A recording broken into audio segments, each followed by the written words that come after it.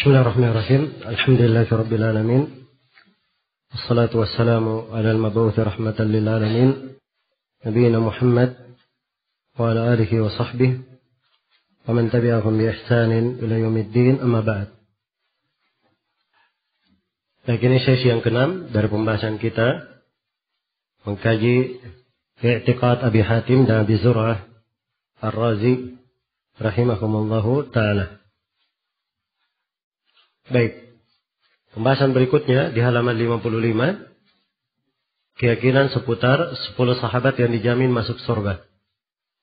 Berkata penulis rahimahumullah, wa anal asyarah alladziina sammahum Rasulullah sallallahu alaihi wasallam wa syahida lahum bil jannati ala ma syahida bihi Rasulullah sallallahu alaihi wasallam wa qauluhu al-haqq.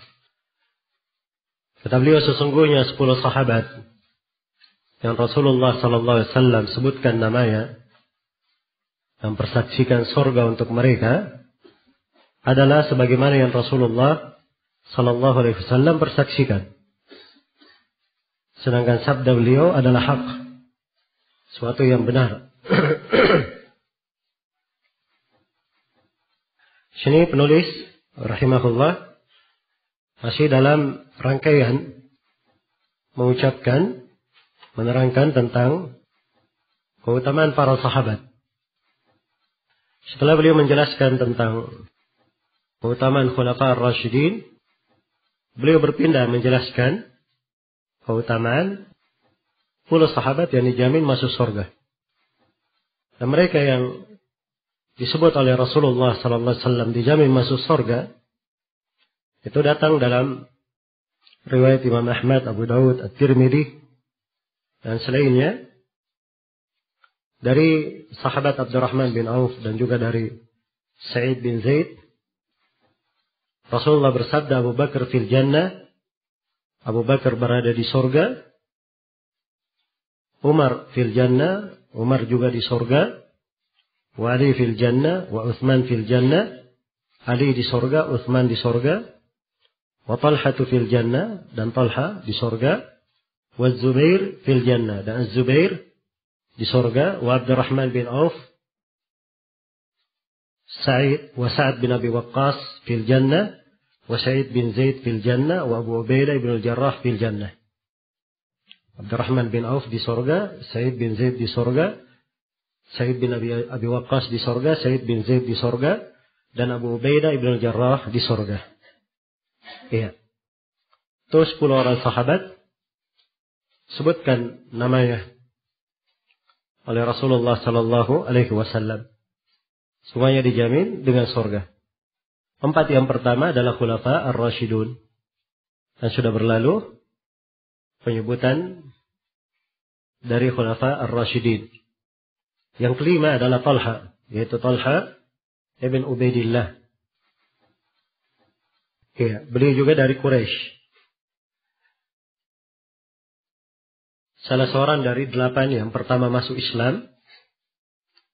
Beliau menghadiri perang Uhud dan setelahnya. Dan beliau yang melindungi Rasulullah di perang Uhud dengan tangannya hingga membuat jari jemarinya tidak berfungsi. Dan beliau keluar waktu itu dalam keadaan menyandang 24 luka. Radhiyallahu anhu. Iya. Yang keenam adalah Az-Zubair, yaitu Az-Zubair bin Al-Awwam.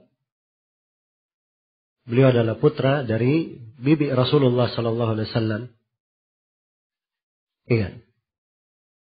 Beliau juga masuk Islam di awal-awal melalui tangan Abu Bakar As-Siddiq, dan umur beliau 16 tahun. Beliau juga termasuk orang yang hijrah 2 kali. Hijrah ke Madinah dan ke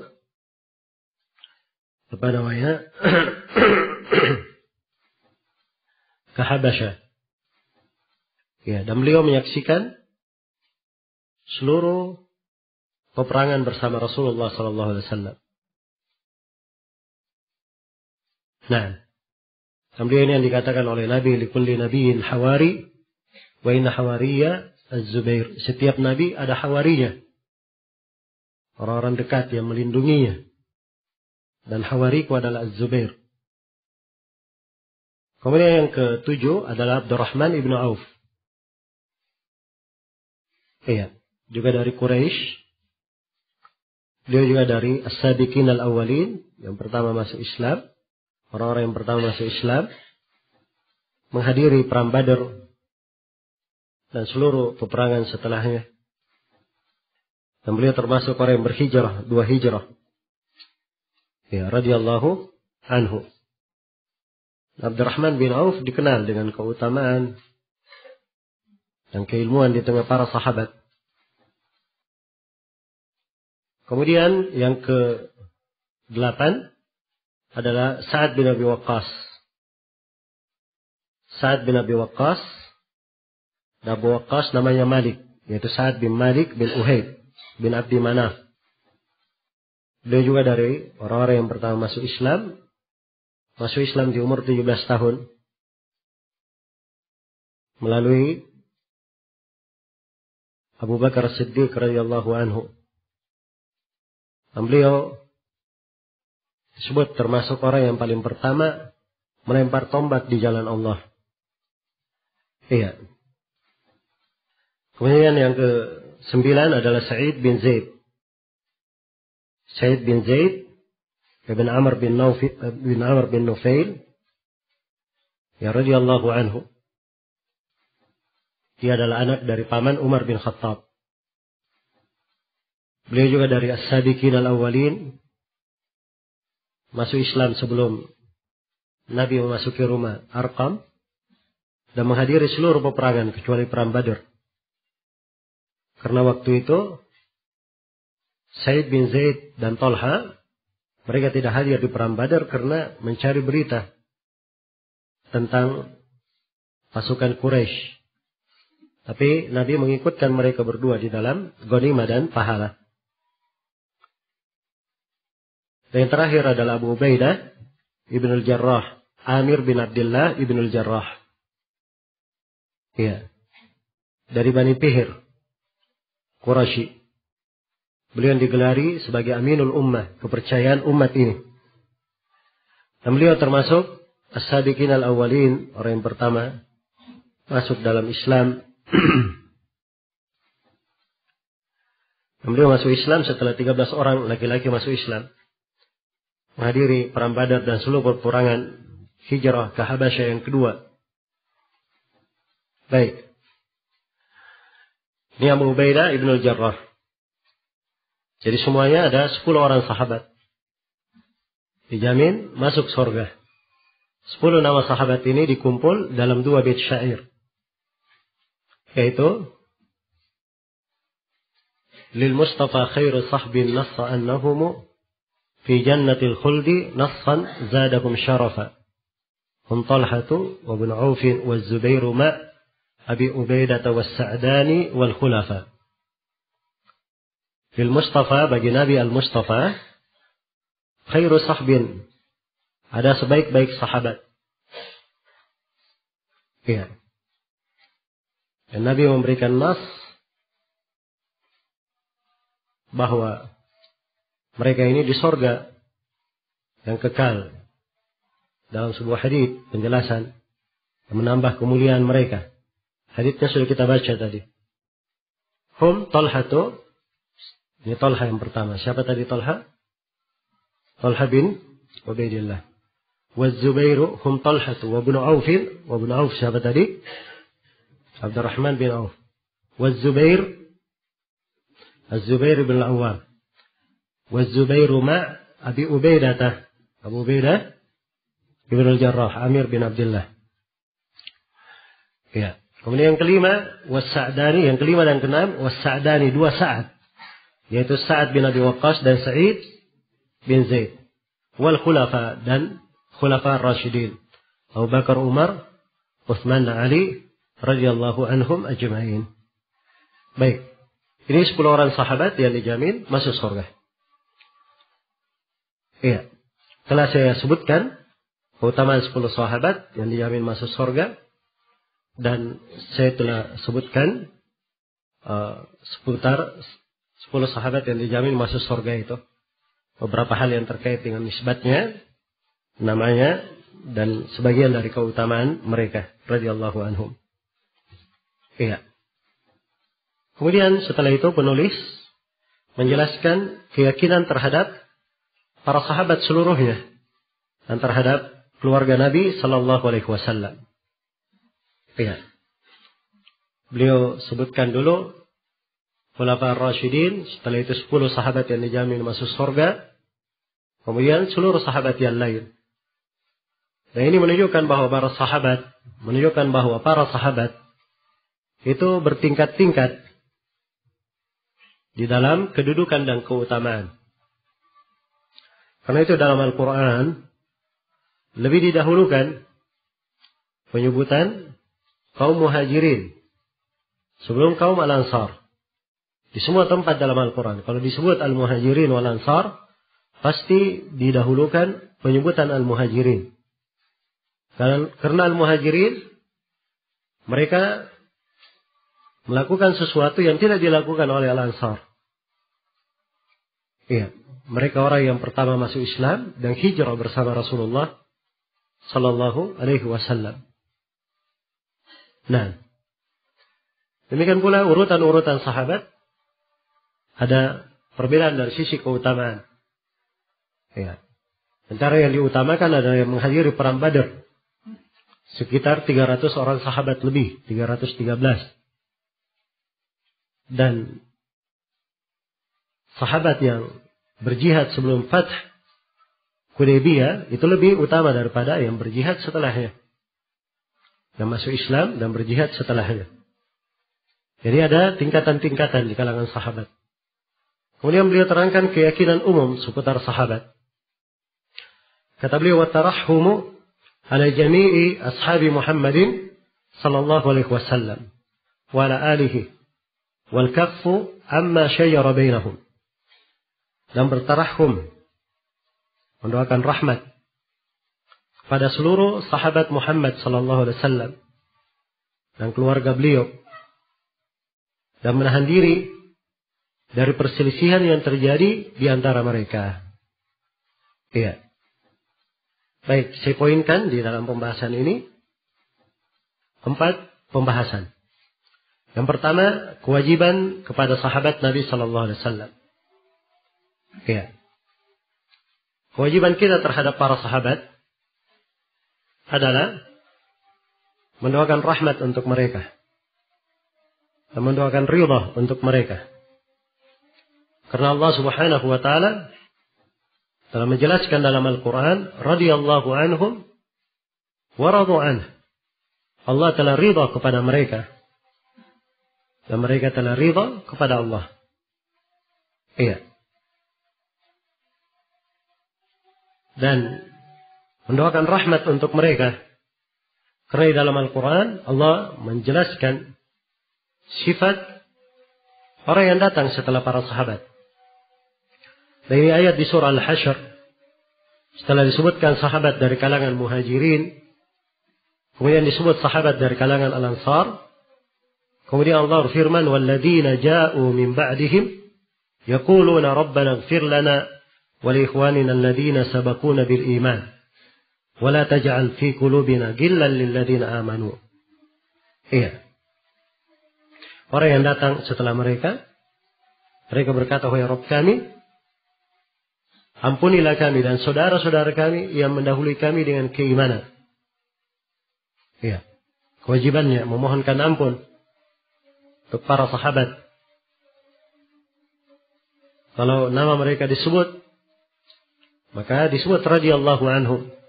Semoga Allah meridhai mereka. Iya. Dan seorang berdoa jangan sampai ada rasa dengki di hatinya terhadap para sahabat. Karena mencintai mereka dari keimanan. Dan seorang hamba dikumpulkan bersama siapa yang dia cintai. Iya. Kalau dia cinta kepada para sahabat Rasulullah sallallahu alaihi wasallam, maka diharapkan dia dikumpulkan bersama para sahabat Nabi sallallahu alaihi wasallam. Iya. Dan Rasulullah bersabda, "Al-mar'u ma'a man ahabba." Seorang itu bersama siapa yang dia cintai. Seorang itu bersama siapa yang dia cintai. Hadis diucapkan oleh Nabi sallallahu alaihi wasallam pada seorang sahabat yang bertanya, "Ya Rasulullah, mata sa'ah?" Wahai Rasulullah, kapan hari kebangkitan? Maka Nabi mengarahkannya kepada hal yang lebih baik. Nabi balik bertanya kepadanya, "Wa ma a'dadta laha?" Apa persiapan kamu untuk menghadapi hari kiamat? Maka orang ini seakan-akan istakana, ya, sedih, kurang persiapan. Dia berkata, "Ya Rasulullah, saya tidak siapkan salat yang banyak, puasa yang banyak, sedekah yang banyak. Tapi saya cinta kepada Allah dan Rasulnya." Maka Rasulullah bersabda, "Anta ma'aman ahbabta." Engkau bersama siapa yang kamu cintai. Iya. Anas bin Malik yang meriwayatkan hadis ini berkata bahwa saya sangat bergembira mendengarkan hadis ini. Tidak pernah beliau bergembira seperti kegembiraan beliau mendengarkan hadis ini dan kegembiraan beliau ketika masuk Islam. Maka kata Anas, saya pun cinta kepada Allah, cinta kepada Rasulnya, cinta kepada Abu Bakar, cinta kepada Umar. Saya diharapkan dikumpulkan bersama mereka, walaupun saya tidak beramal dengan amalan mereka. Karena itulah, seorang yang mengenal sunnah, hendaknya mencintai para sahabat Nabi sallallahu alaihi wasallam. Iya, menyebut mereka dengan kebaikan. Sehingga diharapkan dia dikumpulkan bersama para sahabat Rasulullah sallallahu alaihi wasallam di surga. Dan inilah dari kebaikan dan manfaat seorang mempelajari buku-buku akidah. Sebab di dalamnya diterangkan bagaimana kecintaan kepada sahabat. Itu adalah amalan salih. Dan dengannya seorang hamba dimudahkan masuk ke dalam surga. Iya. Saya cinta kepada orang yang salih, walaupun saya bukan termasuk orang salih. Karena diharapkan saya berkumpul bersama mereka. Itu ucapan sebagian orang yang bijaksana dan memahami hadits-hadits Rasulullah sallallahu alaihi wasallam. Baik. Di antara kewajiban terhadap para sahabat Rasulullah sallallahu alaihi wasallam, ya, selain dari mendoakan rahmat, mendoakan ridha, mencintai mereka, demikian pula kita menjaga hati kita. Jangan sampai ada kedengkian, kebencian, hasad terhadap sahabat Rasulullah sallallahu alaihi wasallam. Iya. Baik, pembahasan yang kedua tentang keutamaan sahabat Nabi sallallahu alaihi wasallam secara umum. Iya. Ini disebut dalam banyak ayat Al-Quran. Keutamaan mereka. Di akhir surah Muhammad atau di akhir surah Al-Fatih. Sebutkan Muhammadur Rasulullah. Walladzina ma'ahu ashidda walal kuffar ruhama'u bainahum. Nabi Muhammad Rasulullah. Orang yang bersama mereka adalah orang yang bersama beliau adalah orang yang keras terhadap kaum kafir dan merahmati antara sesama mereka. Tarahum rukka'an sujjadan yabtaguna fadlan min rabbihim wa ridwana. Kamu melihat mereka itu ruku, sujud, mencari keutamaan dari Rabb mereka dan ridha. Simahum fi wujuhihim min atharis sujud. Ciri di muka mereka dari bekas sujud ada. Dzalika mathaluhum fit Taurat. Itu perumpamaan mereka di Taurat. Dan ada perumpamaan mereka di Injil. Disebut dalam kelanjutan ayat. Iya. Mereka sebut dalam Al-Quran dengan pengorbanan, ya, kedahuluan masuk Islam. Orang yang mengikuti jalan mereka, itulah orang yang dijamin dengan ridha, surga, dan keberuntungan yang besar. Allah meridhai mereka semuanya. Dan dari keutamaan para sahabat Rasulullah Sallallahu Alaihi Wasallam, jalan mereka dijadikan sebagai jalan yang lurus, barometer keimanan yang benar. Fa in amanu bimithli ma amantum bih faqad ihtadaw. Kalau mereka beriman seperti keimanan kalian wahai para sahabat, maka orang-orang itu akan mendapat hidayah. Iya, dan mereka adalah sebaik-baik manusia. Sebaik-baik manusia. Sebagaimana sabda Rasulullah, khairun nasi qarni, thumma alladhina yalunahum, thumma alladhina yalunahum. Sebaik-baik manusia adalah generasiku, kemudian generasi setelahnya, kemudian generasi setelahnya. Iya. Dan itu hadits mutawatir. Para sahabat Rasulullah pengaman di tengah umat. Pengaman di tengah umat. Kepergian mereka itu adalah ancaman untuk umat ini. Bahkan mengikuti jalan para sahabat adalah kewajiban dalam agama. Siapa yang keluar dari jalan mereka, maka diancam dengan ancaman yang keras dalam Al-Quran. Wa may yushaqiqir rasul min ba'di ma tabayyana lahul huda wa yattabi' ghayra sabilil mu'minin nuwallihi ma tawalla wa nuslihi jahannam wa sa'at masira. Barang siapa yang durhaka kepada Rasul setelah tampak jelas baginya petunjuk dan mengikuti jalan selain jalan kaum mukminin, maka kami akan biarkan dia larut di dalam penyimpangannya, dan kami akan memasukkannya ke dalam neraka jahanam. Itu adalah sejelek-jelek tempat kembali. Iya. Baik. Kemudian dari kewajiban terhadap para sahabat juga tidak boleh mencela sahabat. Atau ini akan datang ya pembahasannya. Iya. Jadi itu beberapa dalil dari Al-Quran dan Hadits keutamaan sahabat Nabi Sallallahu Alaihi Wasallam. Iya. Dan di sini oleh penulis rahimahullahu taala menyebutkan pembahasan yang ketiga. Itu pembahasan tentang keutamaan keluarga Nabi Sallallahu Alaihi Wasallam. Iya. Kata beliau wa ala alihi, dan juga mendoakan rahmat untuk keluarga beliau. Iya.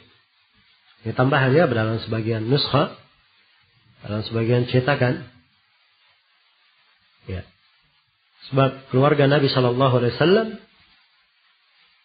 telah dipuji oleh Allah Subhanahu wa ta'ala di dalam Al-Quranul Karim.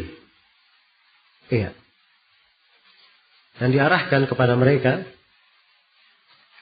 arahan-arahan untuk kebaikan keluarga Nabi, kesucian mereka, dan hal yang dengannya mereka semakin mendapat pahala yang besar di sisi Allah Subhanahu wa ta'ala. Iya. Di dalam surah Al-Ahzab, iya, Allah Subhanahu wa ta'ala menjelaskan tentang keluarga Nabi Sallallahu Alaihi Wasallam. Innama yuridu Allahu liyudhiba ankum ar-rijza ahlal bait wa yutahhirakum tatahira.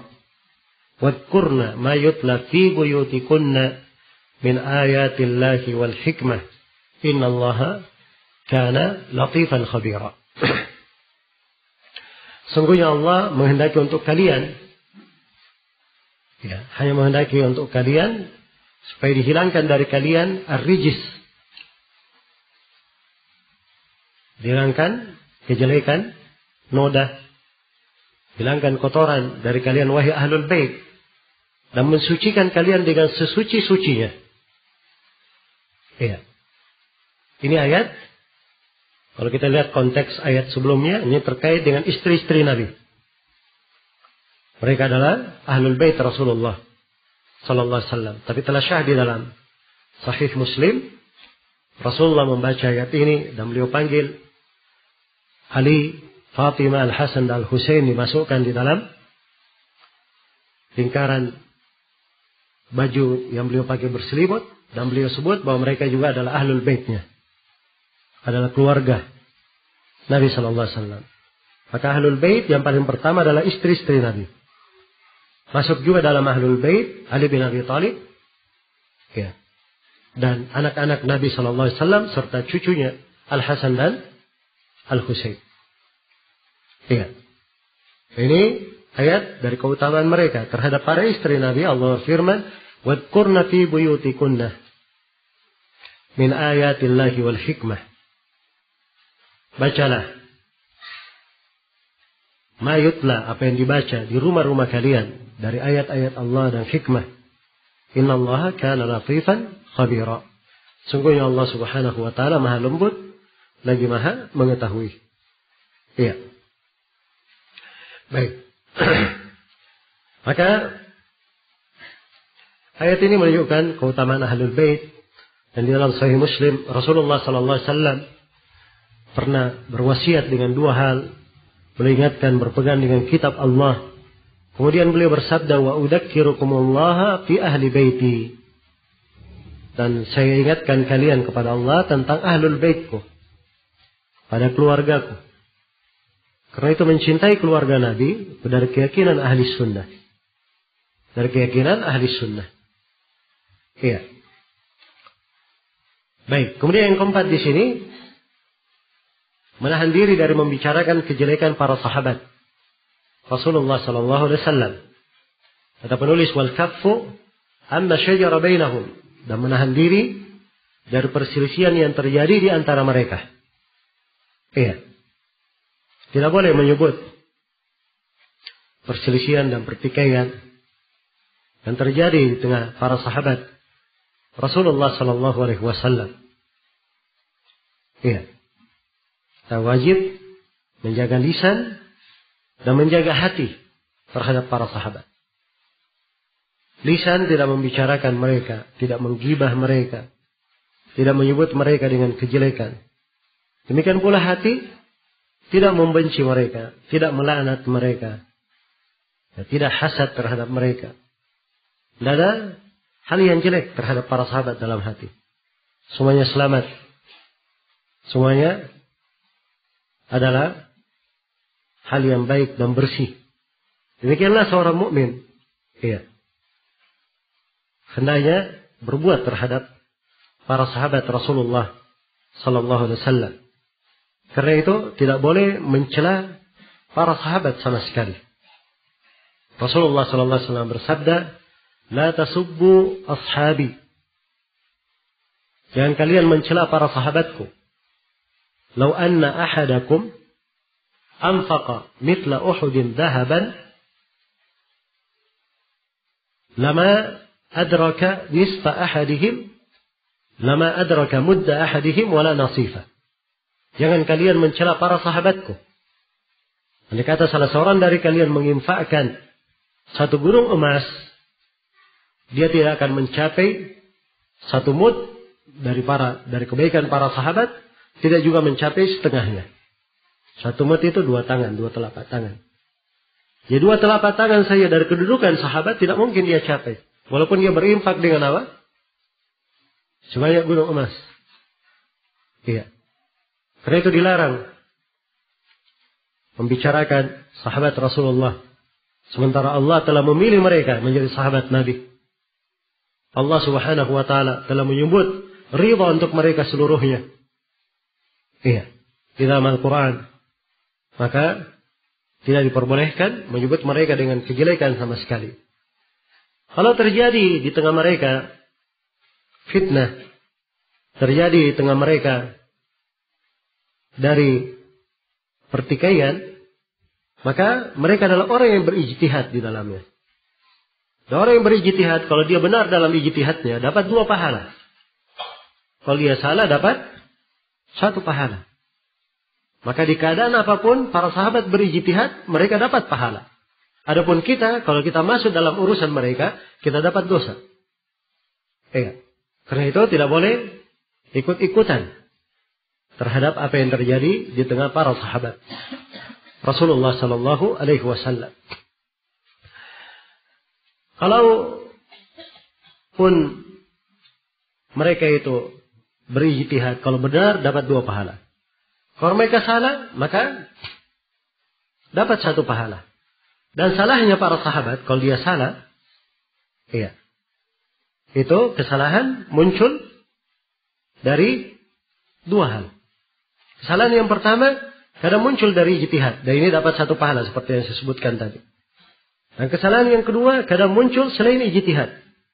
Kalau terjadi kesalahan itu dari sahabat, sebagaimana umumnya manusia bersalah, jatuh dalam kekeliruan, maka hal tersebut telah digugurkan. Iya. Pertama digugurkan karena mereka adalah generasi pertama umat ini yang masuk Islam. Mereka sahabat. Iya. Dan mungkin itu diampuni dengan taubat sebelum mereka meninggal. Sebab mereka adalah orang yang paling utama di dalam taubat. Paling bersegera kepadanya. Atau kalau mereka ada kesalahan, maka kesalahan itu sudah habis di dalam lautan kebaikan mereka. Dan lautan kebaikan para sahabat. Ataupun kalau ada kesalahan, maka itu sudah gugur di tengah ujian dan cobaan yang mereka hadapi di dalam membela Islam dan dalam membela agama. Iya. Dan itulah memang tabiat orang-orang yang beriman, apalagi dia mengikuti jejak Nabi, jejak para sahabat, harus ada ujian dan cobaan. Iya. Banyak musibah kadang menimpanya. Dan itu tidak berbahaya bagi seorang hamba. Menjadi penggugur dosa-dosanya. Dan akan menjadi hal yang mengangkat dan meninggikan derajatnya. Meninggikan derajatnya. Iya. Karena itu, seorang hendaknya selalu mohon kepada Allah, diberikan keteguhan dan istiqamah, diberikan kesabaran ya di dalam menghadapi segala ujian dan cobaan dalam beriman kepada Allah Subhanahu wa taala. Baik. Ataupun kalau para sahabat ini berbuat kesalahan, maka mereka akan diampuni dengan syafaat Rasulullah, sebab mereka adalah orang yang paling berhak mendapat syafaat Nabi sallallahu alaihi wasallam. Iya. Maka inilah kedudukan para sahabat Nabi sallallahu alaihi wasallam. Tidak dikatakan bahwa mereka maksum, selamat dari dosa. Tidak mungkin jatuh dalam dosa. Sebab mereka juga manusia biasa.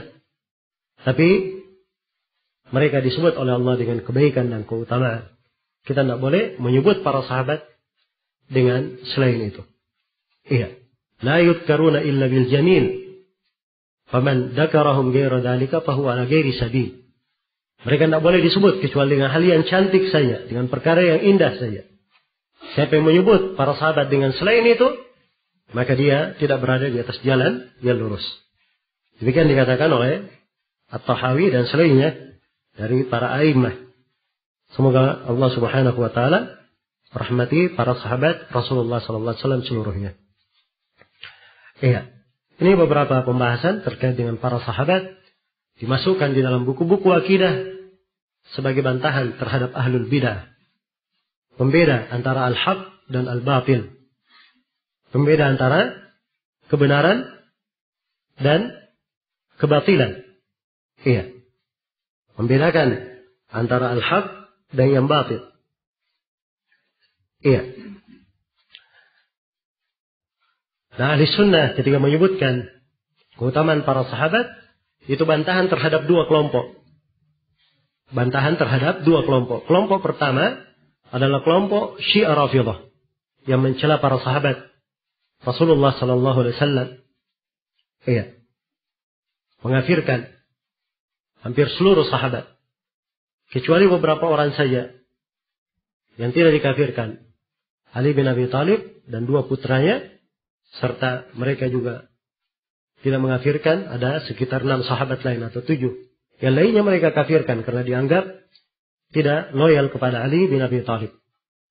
Dan ada kelompok yang lain yang menyimpang di pembahasan sahabat, yaitu kelompok An-Nawasib. Iya. Orang-orang Nasibah yang mereka ini memusuhi Ahlul Bait. memusuhi keluarga Nabi sallallahu alaihi wasallam. Demikian pula dari kelompok yang menyimpang terhadap para sahabat adalah orang-orang Khawarij.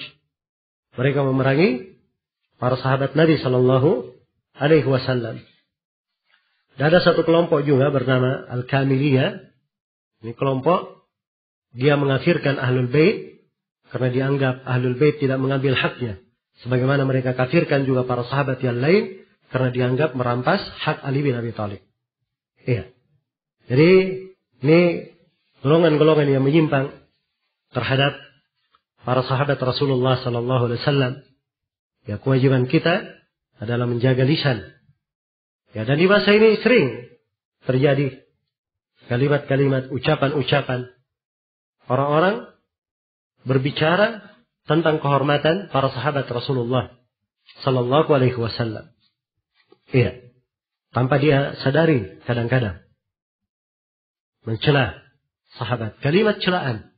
Maka harus berhati-hati. Seorang yang mengenal akidah seputar sahabat ini, maka dia berhati-hati ketika menyebut sahabat Nabi sallallahu alaihi wasallam. Baik. Dan itulah salah satu manfaat seorang mempelajari akidah. Ketika dia mempelajari akidah yang benar, dia terbiasa dengan nusus Al-Quran dan As-Sunnah. Terbiasa mengagungkan apa yang diagungkan oleh Allah dan Rasulnya, sehingga mereka tidak sembarang berbicara. Iya. Baik. Selesai sudah pembahasan seputar para sahabat. Kemudian berpindah kepada pembahasan lain, ketinggian Allah di atas makhluk dan keluasan ilmu Allah.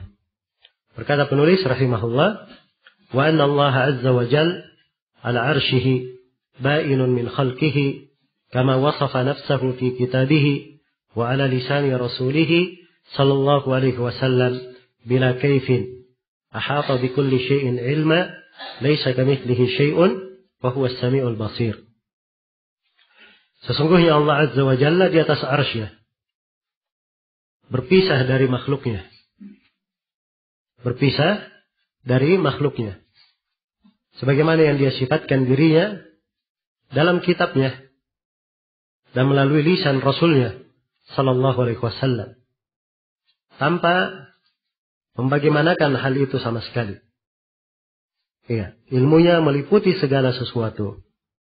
Laisa kamitslihi syai' wa huwa as-sami'ul basir. Dia tidak serupa dengan suatu apapun. Dialah Allah yang Maha mendengar lagi Maha melihat. Baik. Ini uraian penulis rahimahullah, terdapat di dalamnya sejumlah pembahasan. Pembahasan yang pertama, ketinggian Allah di atas arsy. Penulis berkata, wa anna Allah azza wa jal ala arsyihi. Sesungguhnya Allah azza wa jalla di atas arsy-Nya. Iya. Sesungguhnya Allah azza wa jal di atas arsy-Nya. Baik. Sini penyebutan ketinggian Allah di atas arsy. Itu yang disebut dengan nama sifat al-ulu. Sifat al-ulu. Sifat ketinggian. Iya. Dan penetapan ketinggian Allah diterangkan dalam ribuan dalil. Dalam ribuan dalil. Ya, Ibnu Qayyim menyebut lebih dari 2000 dalil, mendekati 3000 dalil tentang ketinggian Allah di atas apa? Di atas makhluk.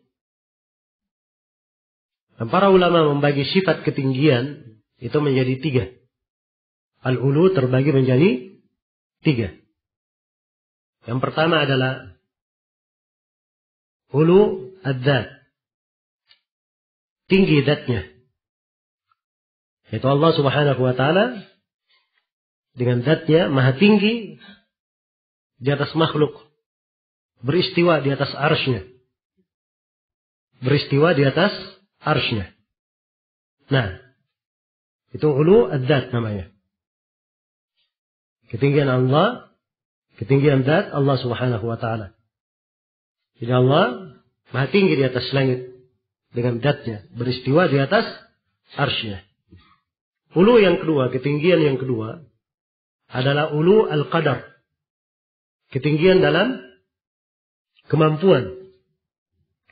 Ya. Ketinggian dalam kemampuan dan kekuatan.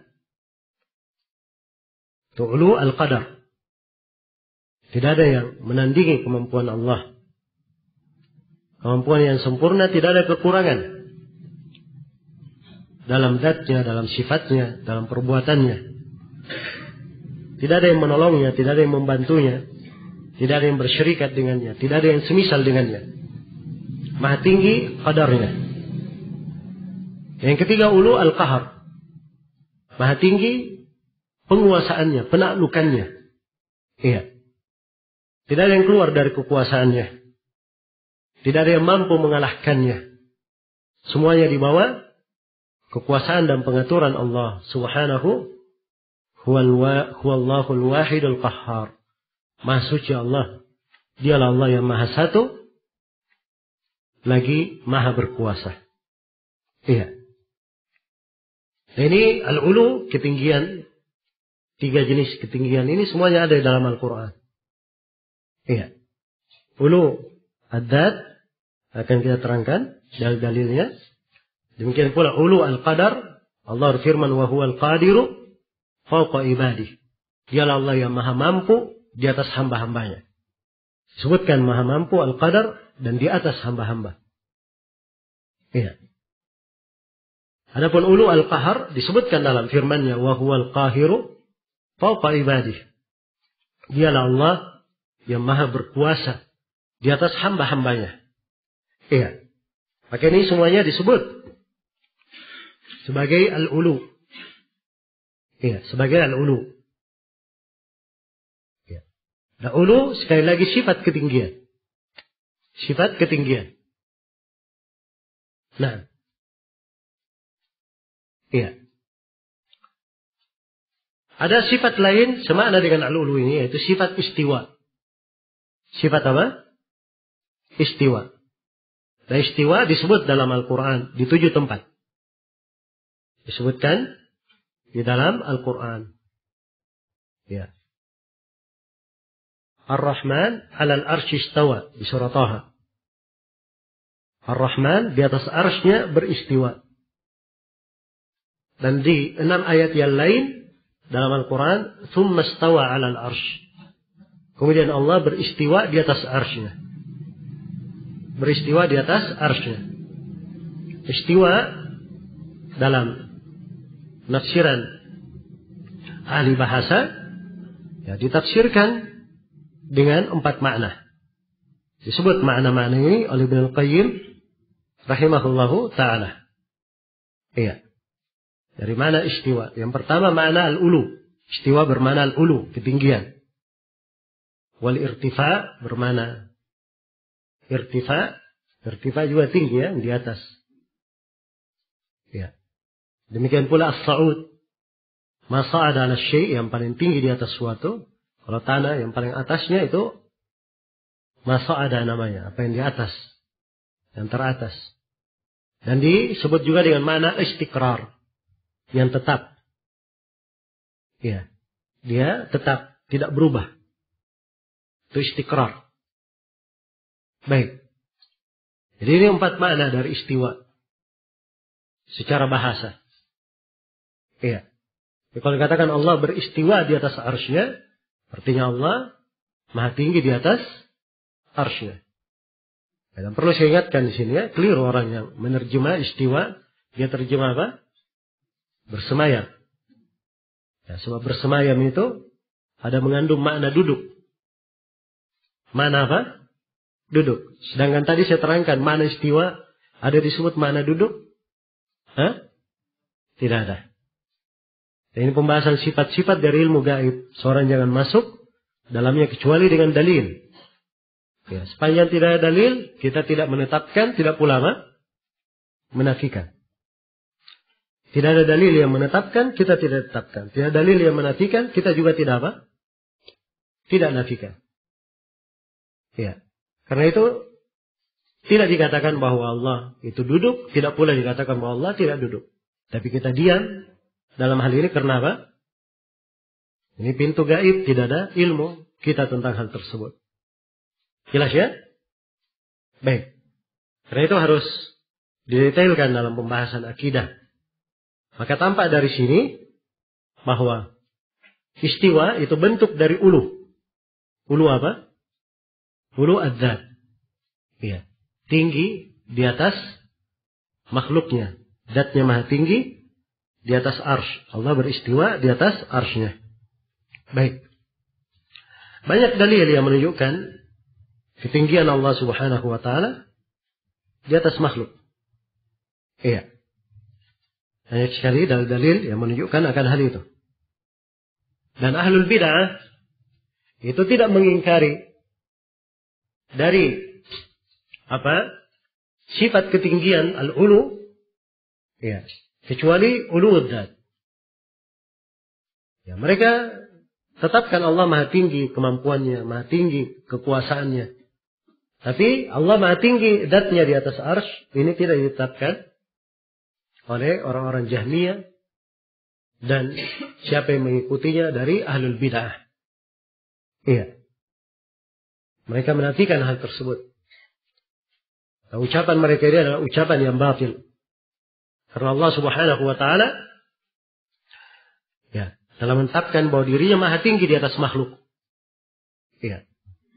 Di antara dalil yang menunjukkan hal itu di dalam Al-Quran disebutkan nama Allah. Al-Ali yang maha tinggi, Al-A'la yang maha atas, yang maha tinggi, Al-Muta'ali. Ini 3 nama. Semuanya bermakna yang maha tinggi. Di dalam Al-Quran disebutkan fauqiyah. Allah berada di atas. Iya. Kita sudah bacakan sebagian ayat tadi. Dan tentang malaikat Allah berfirman, yakhafuna rabbahum min fawqihim. Mereka takut kepada Rabb mereka di atas mereka. Iya. Dan dari dalil yang menunjukkan ketinggian Allah, Allah berfirman, "Aamintum man fis sama?" Apakah kalian merasa aman terhadap Allah yang berada di atas langit? Ya. Dan dari dalil bahwa Allah maha tinggi, Al-Quran diturunkan atau dinaikkan? Hah? Ya, sudah diterangkan bahwa Al-Quran di mana? Diturunkan. Turun itu dari mana? Ke bawah, ke atas, atau dari atas ke bawah? Ya, dari atas ke bawah. Semua orang paham. Ya. Jadi ini menunjukkan ketinggian Allah di atas makhluk. Demikian pula di dalam sebagian ayat, ilaihi yas'adul kalimut thayyib wal 'amalus shalihu yarfa'u. Kalimat yang baik itu naik kepada Allah dan amalan saleh diangkat. Ya, naik ini menunjukkan apa? Menunjukkan naik ke atas. Jelas ya? Baik. Dan banyak lagi dalil-dalil yang lain kalau ingin diuraikan tentang sifat ketinggian ini. Ya. Demikian pula istiwa. Kita sebutkan tadi. Ini juga dari dalil ketinggian Allah di atas zatnya. Ya. Kalau begitu di sini mungkin saya bedakan bahwa sifat ulu dan sifat istiwa ini ada 3 perbedaan antara 2 sifat ini. Ya. Kalau sifat al-ulu itu adalah sifat yang penetapannya ditetapkan dalam Al-Quran, dalam hadits, disepakati oleh ulama, ditetapkan oleh akal sehat, dan ditetapkan oleh fitrah manusia. Ini kita akan terangkan nanti ya.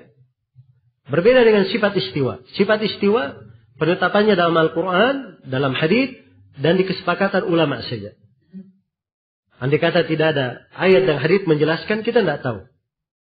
Allah beristiwa di atas arsy. Tapi beda dengan sifat uluh. Seorang yang lahir ke dunia, iya, dan fitrahnya belum rusak, walaupun dia belum diajari, pasti fitrahnya akan menunjukkan bahwa Allah di mana? Di atas langit. Iya, sebab ini ditunjukkan oleh fitrah pula. Baik, perbedaan yang kedua, sifat al-ulu itu adalah sifat dzatiyah, terkait dengan zat Allah. Terus menerus Allah disifatkan dengan al-ulu. Berbeda dengan sifat istiwa. Sifat istiwa adalah sifat fi'liyah. Terkait dengan fi'il, perbuatan Allah Subhanahu wa ta'ala. Perbedaan yang kedua.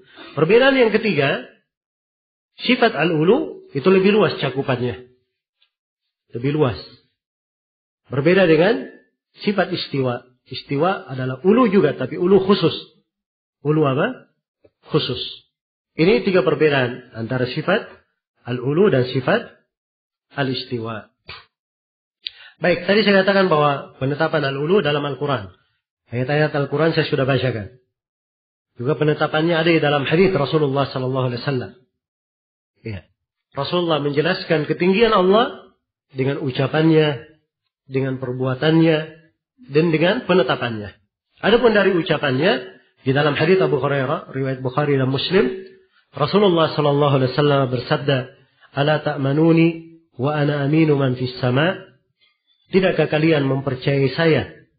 Padahal saya adalah kepercayaan Allah yang berada di atas langit. Iya. Ya, Nabi sendiri menyebut dirinya adalah orang yang dipercaya oleh siapa yang berada di atas langit. Dia sebut Allah di atas langit. Dan dari perbuatan beliau, Nabi Shallallahu Alaihi Wasallam bersabda bahwa ketika beliau telah menyampaikan pesan-pesannya di Hajjatul Wada, ya, beliau berkata kepada para sahabat, "Ala hal ballagtu? Apakah saya sudah menyampaikan kepada kalian?" Maka para sahabat berkata, "Bala, benar ya Rasulullah." Maka Nabi mengangkat tangannya ke langit. Lalu beliau berkata, "Allahumma syhad." Ya Allah, persaksikanlah. Dia mengangkat tangan ke langit menunjukkan apa? Perbuatan. Bahwa Allah di mana? Di atas langit. Dia kata Allah di mana-mana. Nah, lucu juga ya, kalau kata di mana-mana. Bagaimana caranya? Ya. Dibolak-balik tangan ke sana sini. Ya. Ini keluar dari fitrah. Jelas ya? Kemudian dari dalil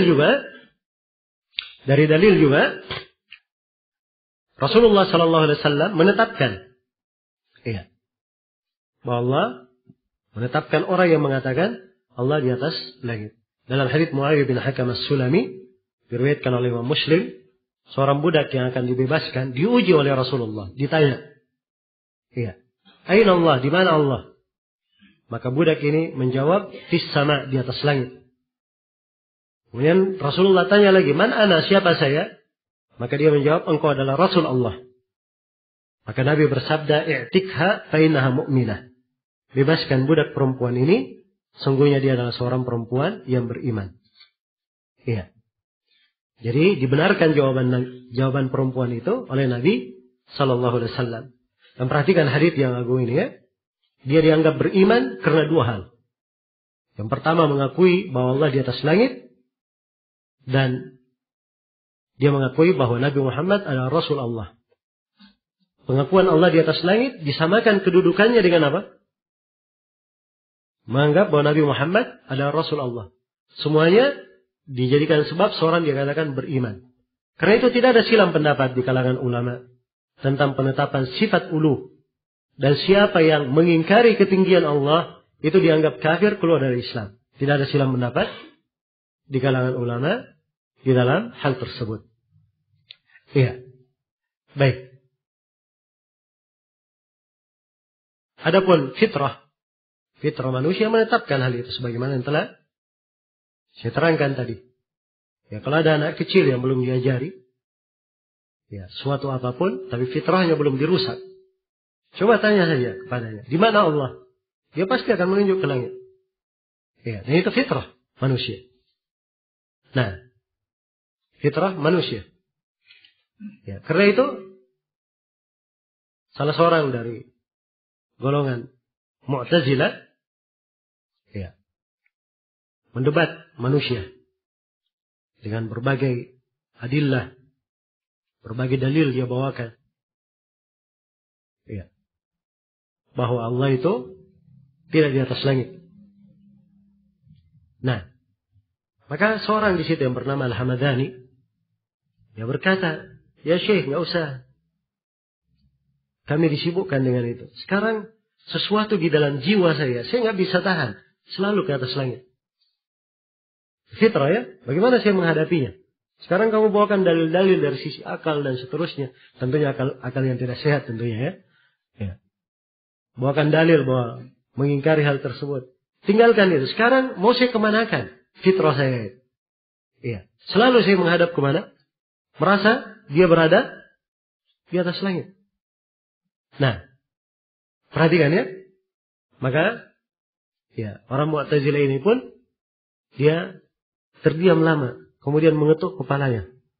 Ya. Al-Hamadani ini telah membuat saya bingung. Ya. Telah membuat saya bingung. Sampai dia apa? Berdiri dari majelisnya dalam keadaan bingung. Ya. Perhatikan. Nah, itulah ahlul bid'ah. Mereka di dalam bid'ah pasti ya, tidak kuat di atasnya. Tidak kuat di atasnya. Baik.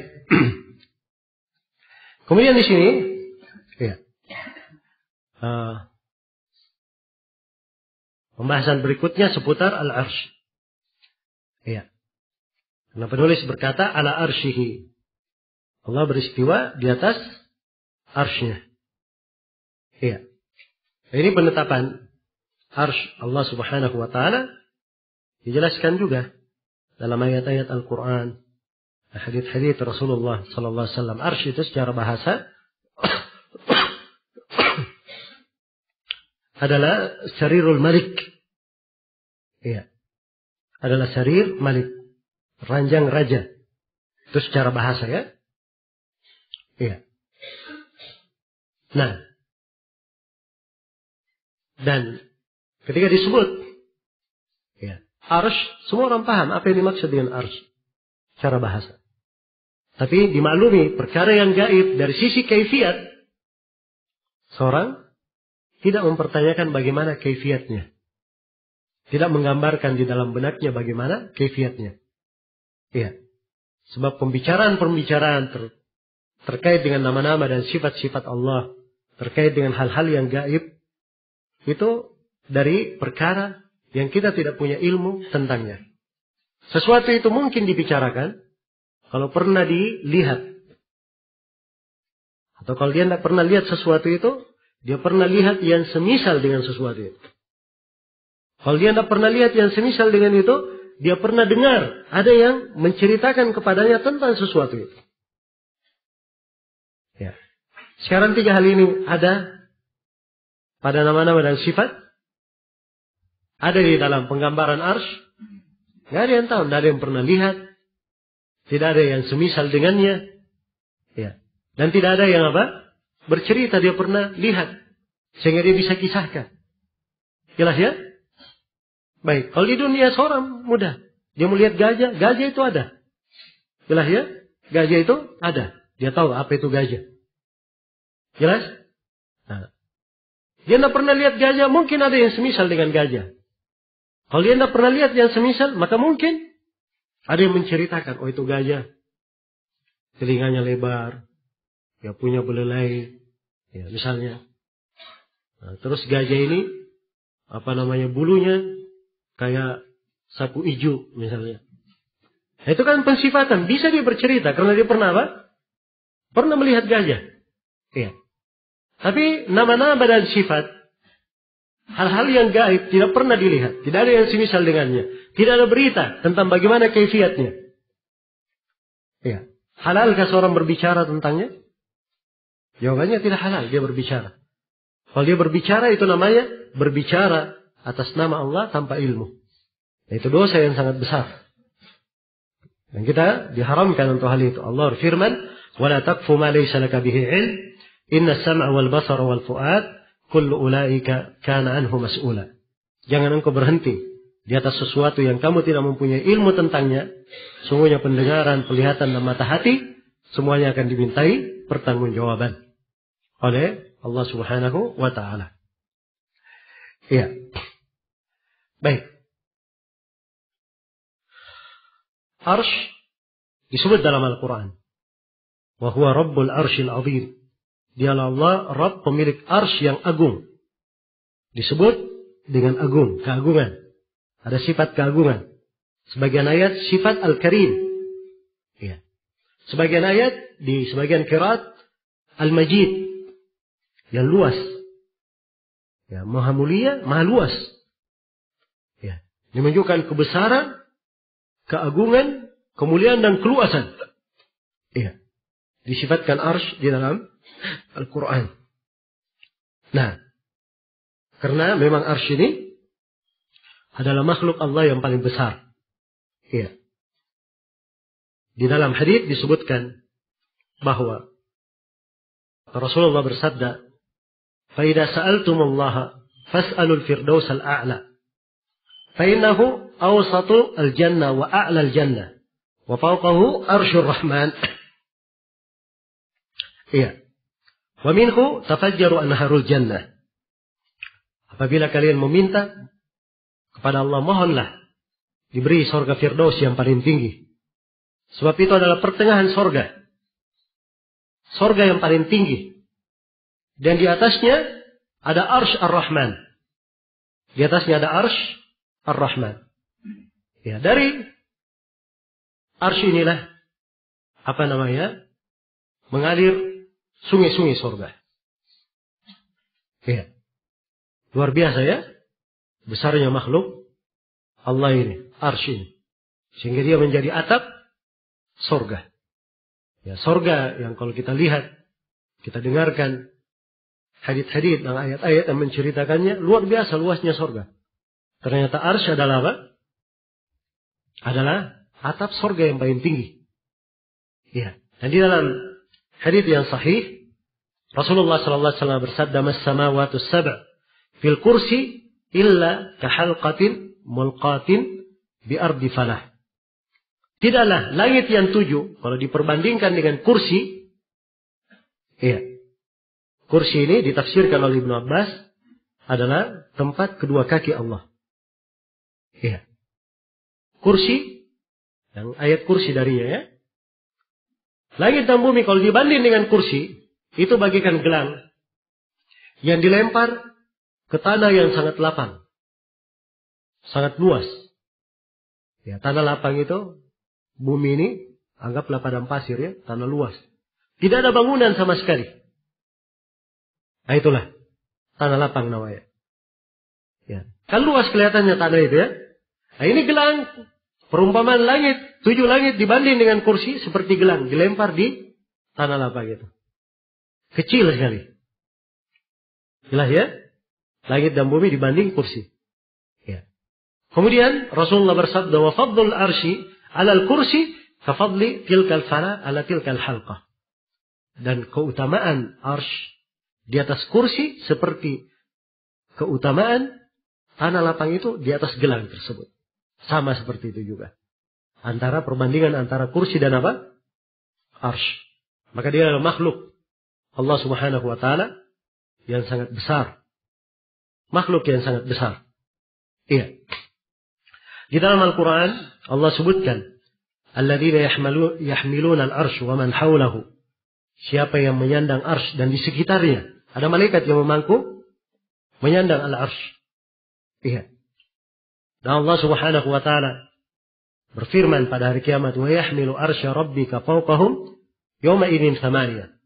Arsy Rabbmu pada hari itu disandang oleh 8 malaikat. Iya. Di dalam sebuah hadis yang diriwayatkan oleh Abu Daud, iya, Rasulullah bersabda, "Diizinkan kepadaku bercerita tentang salah satu malaikat dari malaikat-malaikat Allah yang menyandang arsy." Iya. Antara ujung telinga malaikat ini hingga ke bahunya, ini perhatikan ya, dari telinganya ke bahunya itu perjalanan 700 tahun. Nah, ini satu malaikat yang menyandang apa? Menyandang arsy. Iya. Seorang mukmin ketika mendengarkan ayat-ayat, hadits-hadits seperti ini, sebagaimana yang telah saya terangkan tadi, kaifiat itu ilmu gaib, kita tidak tahu. Tapi kita mendengarkan ayat dan hadits ini, itu akan ada di dalam jiwa pengagungan dan pembesaran kepada Allah. Makhluk-makhluk sedemikian besar, semuanya adalah ciptaan Allah. Al-Azim, yang maha agung, Al-Kabir, yang maha besar. Maka ini semuanya menambah ya, keimanan pada hati seorang hamba akan keagungan dan kebesaran Allah Subhanahu wa taala yang menciptakan makhluk-makhluk yang besar tersebut. Iya. Arsy ini makhluk yang paling berat. Karena itu, di antara doa yang diajarkan di dzikir pagi, subhanallahi wa bihamdihi adada khalqihi wa ridha nafsihi wa zinata arsyihi wa midada kalimatihi. Segala puji hanya untuk Allah dan Maha suci Allah dan segala puji untuknya. Sebanyak makhluknya. Ingat, kalau disebut sebanyak makhluk, ini berarti tidak ada batasannya. Karena tidak ada yang mengetahui makhluk Allah kecuali Allah saja. Iya. Sebanyak makhluk. Kita tidak tahu makhluk yang mana ini. Semua makhluk banyak. Malaikat saja tidak ada yang tahu jumlahnya kecuali Allah. Malaikat. Iya. Jelas ya? Berapa jumlah malaikat itu? Nah, belum lagi makhluk-makhluk yang lainnya. Ini dia berdoa, dia membaca zikir ini, subhanallah bihamdihi, sebanyak makhluk. Wa ridha nafsihi, dan sebanyak ridha jiwanya. Dan juga tidak ada ukurannya. Ya, wa zinata arsyihi, dan seberat arsy-nya. Menunjukkan bahwa arsy ini berat sekali, sama dengan yang lainnya, tidak ada ukurannya. Wa midada kalimati, dan sebanyak kalimat-kalimatnya. Tidak ada yang mengetahuinya kecuali Allah Subhanahu wa ta'ala. Iya. Baik. Jadi ini beberapa pembahasan seputar al-arsh. Ya, sebenarnya banyak pembahasan ya di pembahasan al-arsh ini. Dan ada buku-buku khusus ditulis tentang al-arsh, keyakinan seputar al-arsh. Ada kitab al-arsh karya Imam Al-Zahabi, ada kitab al-arsh karya Ibnu Abi Syaibah, dan ada sebagian pembahasan tentang al-arsh ditulis buku-buku tersendiri. Ada juga di majalah Al-Buhuth Al-Islamiyah pembahasan yang bagus seputar al-arsh. Situ bisa dilihat ya dari pembahasan seputar al-arsh ini. Baik, pembahasan yang ketiga. Allah berpisah dari makhluk. Ini penegasan dari penulis. Ba'inun min khalqihi, berpisah dari makhluknya. Ini kalimat-kalimat berasal dari as-salaf. Ini babnya di babur rudud, pembahasan bantahan. Sama dengan kalimat yang sudah berlalu, gairu makhluk, bukan makhluk. Ba'inun min khalqi, berpisah dari makhluk. Ini semuanya bantahan terhadap ahlul bidah. Sebab ahlul bidah mengatakan Allah di mana-mana. Allah bersama makhluknya dengan zatnya. Iya. Karena itu ahli sunnah membantahnya. Bahwa Allah itu berpisah dari makhluk. Karena Allah Subhanahu wa ta'ala beristiwa di mana? Di atas arsy-Nya. Iya. Karena itu dia maha tinggi. Tidak mungkin zatnya bersatu dengan makhluk. Karena itu ditegaskan oleh para imam, ba'inun min khalqihi. Berpisah dari apa? Dari makhluknya. Iya. Baik. Ini kalimat di kalangan ahli sunnah, ya, diucapkan oleh para imam, berjalan di kalangan para imam di pembahasan bantahan. Disebutkan oleh Imam Ahmad, Imam Al-Muzani, Ibnu Khuzaimah, At-Tabarani, ya, dan selainnya. Ya, dan sebagaimana yang disebut oleh penulis di sini, dia nukil dari para ulama di berbagai negeri. Dan menunjukkan kesepakatan ulama akan hal tersebut. Sebagaimana Abu Nu'aim juga Al-Asbahani rahimahullah menukil kesepakatan dalam hal itu. Iya. Dan ini ucapan Abu Nu'aim diterangkan oleh Syekhul Islam Ibnu Taimiyah di beberapa buku beliau. Baik. Kemudian pembahasan yang keempat, kaidah dalam penetapan sifat. Kama wasafa nafsahu fi kitabihi wa ala lisani Rasulih sallallahu alaihi wasallam bila kaifin. Ya. Sebagaimana dia sifatkan dirinya dalam kitabnya dan melalui lisan Rasulnya sallallahu alaihi wasallam tanpa membagaimanakan hal itu sama sekali. Iya. Jadi ini kaidah dalam menetapkan sifat. Seorang ketika ada sifat Allah, maka dia tetapkan sifat itu. Kalau memang sifat itu ada di dalam Al-Quran, dan ada di dalam hadis Rasulullah Sallallahu Alaihi Wasallam. Iya. Kalau Allah sebutkan dalam Al-Quran, Allah sifatkan dirinya dengan sifat itu, kenapa kita tidak mensifatkannya? Bukankah Allah yang lebih tahu tentang dirinya? Jelas ya?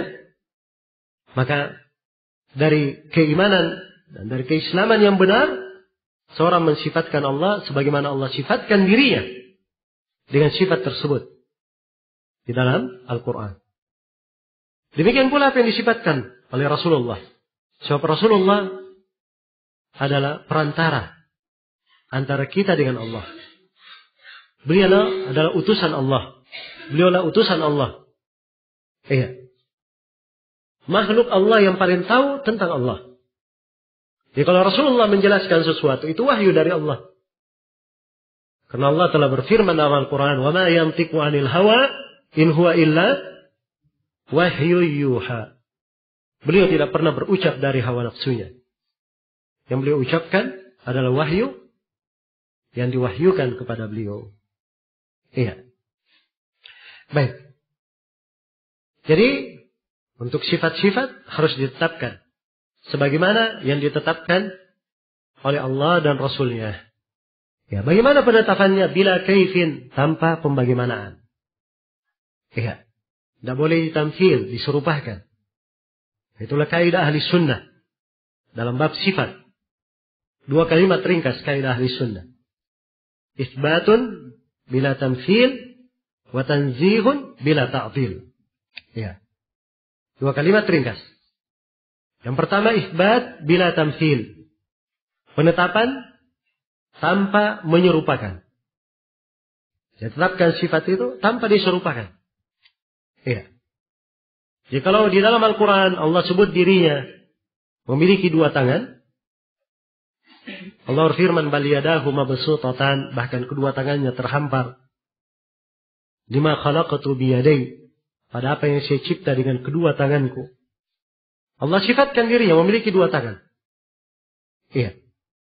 Maka kalau disebut 2 tangan, kita tetapkan. Tapi ingat, penetapan bukan artinya diserupakan dengan makhluk. Karena Allah berfirman, "Laisa kamitslihi syai'un." Allah tidak serupa dengan sesuatu apapun. Allah berfirman, "Walam yakul lahu kufuwan ahad." Tidak seorang pun yang semisal dengannya, sebanding dengannya. Dan Allah berfirman, "Hal ta'lamu lahu samia." Apakah kamu tahu ada yang sebanding dengan Allah, ada yang semisal dengannya? Iya. Jelas ya? Dan Allah berfirman, "Fala tadribu lillahil amsal." Jangan kalian membuat untuk Allah perumpamaan-perumpamaan. Iya. Maka tidak boleh mempersamakan, menyerupakan Allah dengan makhluk. Ini kaidah pertama, isbat bila apa? Bila tamthil. Kaidah yang kedua, wa tanzihun bila ta'til. Ya, harus ditanzih. Ketika ditetapkan Allah Subhanahu wa taala memiliki tangan, misalnya seperti dalam ayat-ayat yang telah kita baca, maka kita tanzih, kita sucikan Allah bahwa sifatnya sesuai dengan kemuliaan dan kebesarannya. Dan pasti tidak sama dengan apa? Dengan makhluk. Tidak sama dengan makhluk. Iya. Maka kalau seorang mensucikan Allah, bukan artinya dia sucikan Allah, dia ta'til, dia hilangkan sifat itu. Iya. Dia hilangkan sifat tersebut. Tapi dia tetapkan. Tidak boleh dia hilangkan. Dia sucikan Allah, tapi tidak dia hilangkan. Nah, jadi sejalan dengan kaidah ayat yang disebut oleh penulis di akhir pembahasan. Laisa kamitslihi syai'un wa huwa as-sami'ul basir. Perhatikan ayat ini ya dengan baik. Laisa kamitslihi syai'. Dia tidak serupa dengan suatu apapun.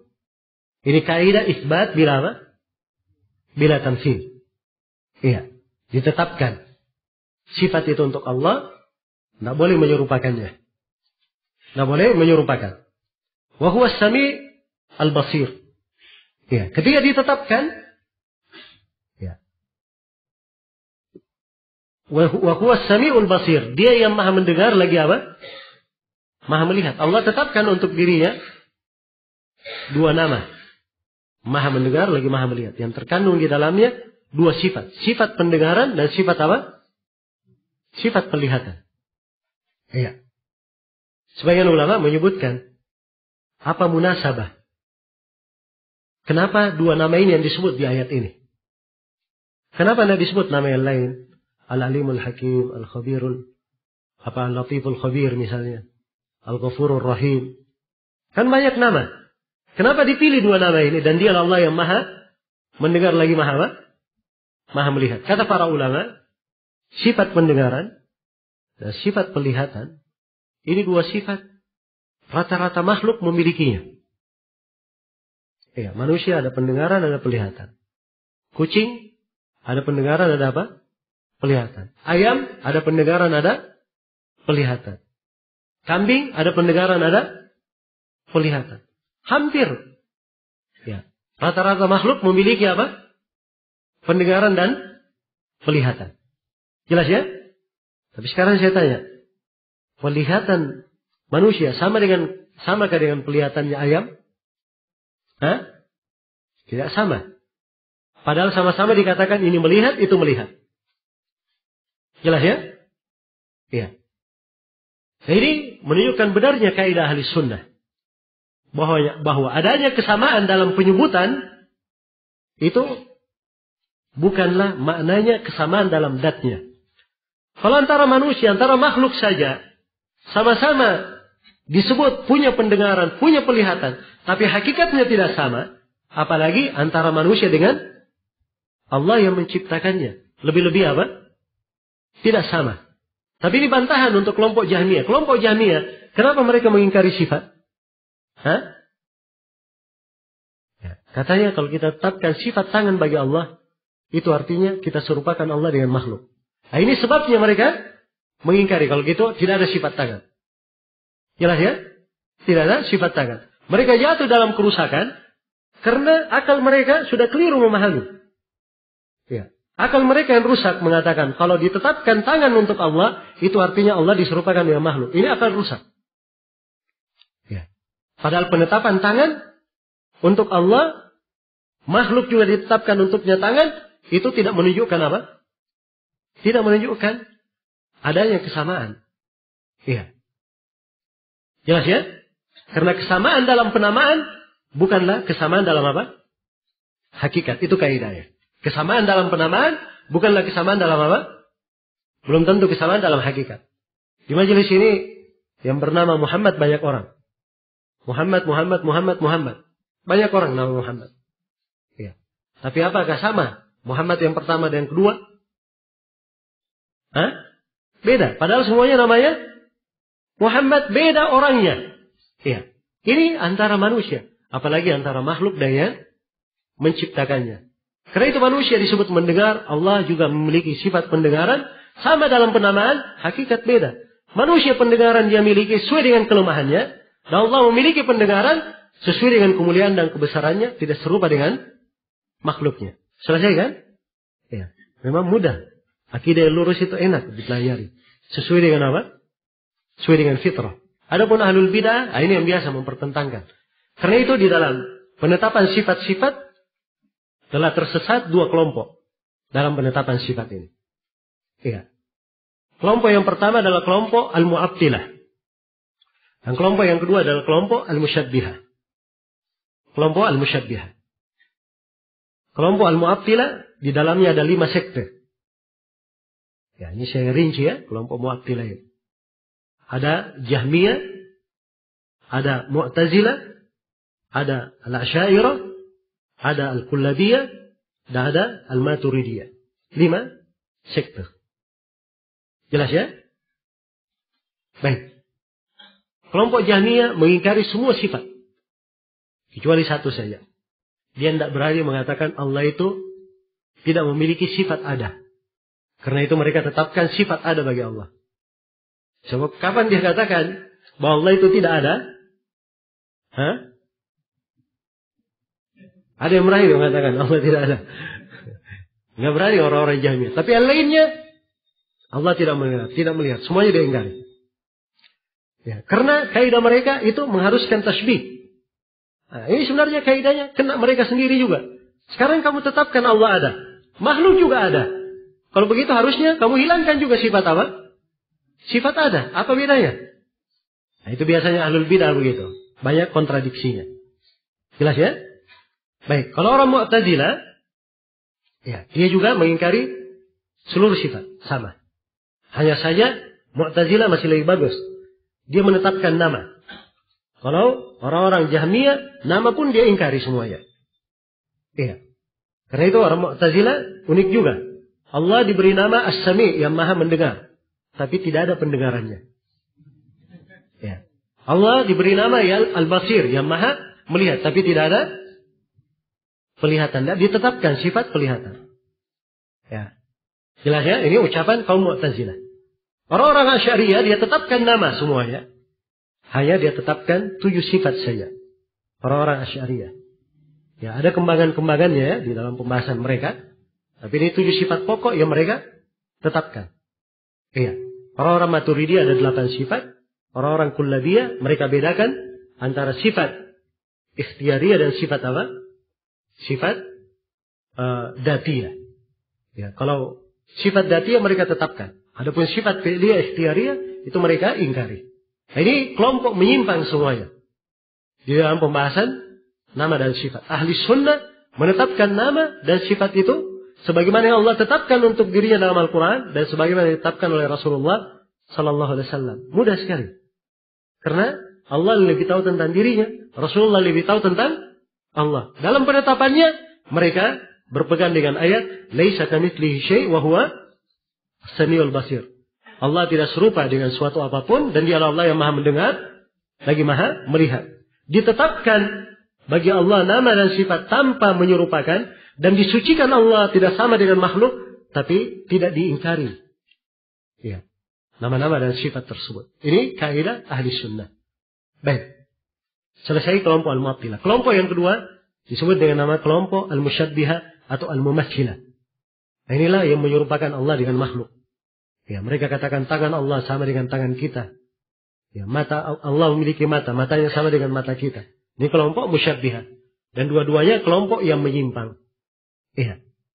Dan dalam pembahasan akidah para ulama detail sekali. Mereka katakan bahwa setiap mu'attil itu mumatsil. Dan setiap mumatsil adalah mu'attil. Iya. Setiap orang yang melakukan ta'til, pasti juga melakukan tasbih. Dan setiap orang yang melakukan tasbih, itu pasti mu'attil juga. Jelas ya? Iya. Bagaimana ini? Sekarang al-mu'attilah. Al-mu'attilah tadi mereka apa? Apa kelompok al-mu'attilah itu? Hah? Mereka mengingkari apa?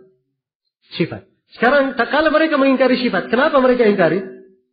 Karena mereka katakan kalau kita tetapkan untuk Allah sifat tangan, berarti kita samakan Allah dengan makhluk. Jadi asalnya mereka sudah samakan dulu. Iya. Sudah melakukan penyamaan, baru mereka melakukan ta'til. Jelas ya? Jadi adanya penolakan, ta'til itu dibangun di atas dasar penyamaan. Karena itu setiap mu'attil pasti mumatsil. Demikian pula orang yang mentamsil pasti melakukan ta'til. Ya. Ketika dia serupakan Allah dengan makhluk, dia sudah melakukan banyak ta'til. Pertama dia ta'til, penetapan nama itu, ya, sebagaimana yang Allah tetapkan dan sifat sebagaimana yang Allah tetapkan, dan dia ta'til, dia hilangkan bagaimana harusnya ditetapkan nama dan sifat sesuai dengan kemuliaan dan kebesaran Allah Subhanahu wa taala. Baik, jelas ya? Maka ini kaidah-kaidah ya berjalan di tengah para ulama. Dan ini pembahasan akidah penting ya. Dan ahlul bidah cirinya seperti itu. Salah satu ciri utama mereka selalu kontradiksi.